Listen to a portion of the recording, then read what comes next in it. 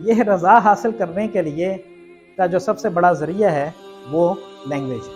آپ لوگ بڑے حیران ہوئے ہوں گے کہ یہ لینگویج کا اس سے کیا تعلق ہے۔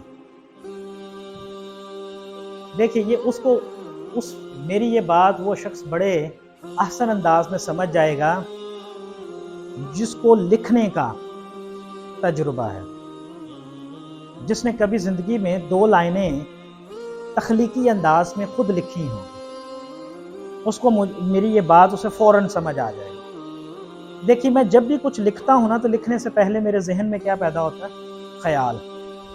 میں اس خیال کو الفاظ کے کنٹینر کے اندر بند کر دیتا ہوں۔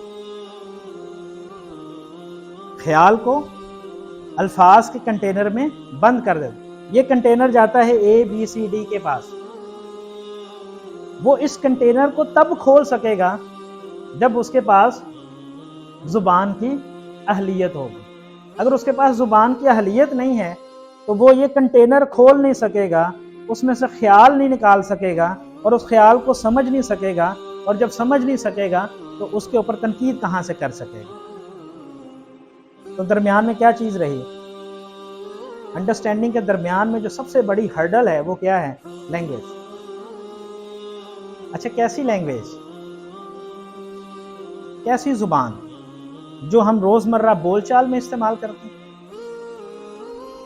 نہیں، لٹریچر والی زبان۔